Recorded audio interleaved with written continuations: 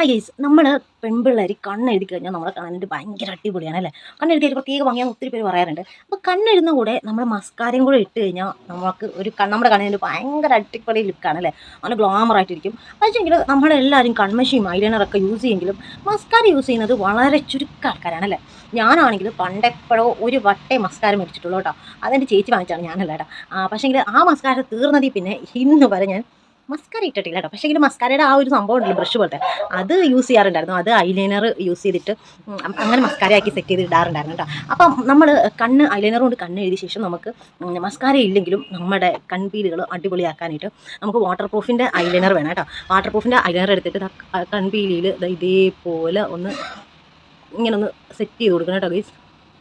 നമ്മൾ കണ്ണാടിയിൽ നോക്കിയിട്ട് വേണം കേട്ടോ. നമ്മൾ കണ്ണാടിയിൽ തന്നെ പ്രോപ്പറായി നോക്കിയിട്ട് വേണം നമ്മൾ ഇത് ചെയ്യാനായിട്ട്. ഞാനിപ്പോൾ ഈ ഒരു ഇതിൽ നോക്കിയിട്ടാണ്. അത് കണ്ടിട്ട് മിക്കവാറും എൻ്റെ കണ്ണിനകത്തൊക്കെ ഇന്ന് കൺമശി ഐലൈനർ ആവാൻ ചാൻസ് ഉണ്ട്. പക്ഷെ നമ്മൾ ഇത് കൊടുക്കുമ്പോൾ എങ്ങനെ ചെയ്യേണ്ടതെന്ന് വെച്ച് കഴിഞ്ഞാൽ ഈ ഒരു സൈഡിലേക്ക് നമ്മൾ ഒരു കൊടുക്കില്ല. ഈ ഒരു സൈഡിലേക്ക് കൊടുത്ത ശേഷം അത് റെഡി ആവാനായിട്ട് നമ്മൾ ഓപ്പോസിറ്റ് സൈഡിലേക്ക് ചെയ്ത് കൊടുക്കണം കേട്ടോ. അപ്പോഴാണ് അത് കറക്റ്റ് ആവത്തുള്ളൂ കേട്ടോ. നമുക്ക് ഇതിങ്ങനെ ചെയ്തെടുക്കുമ്പോൾ വാട്ടർ പ്രൂഫ് ആയതുകൊണ്ട് തന്നെ നല്ല അടിപൊളിയായിട്ട് സെറ്റായിട്ടിരിക്കും കേട്ടോ. എനിക്കിപ്പോൾ എൻ്റെ കൺപീലി തീരെ നേരത്തെ കൺപീലി ആയിരുന്നു. കൺപീലി എവിടെയെന്ന് പോലും കാണാൻ പറ്റില്ല ഗൈസ്. മിക്കവാറും ഞാൻ എൻ്റെ കണ്ണ് മൊത്തവനും ആക്കാനായിട്ട് ചാൻസ് ഉണ്ട്. അപ്പം നമുക്ക് നമ്മുടെ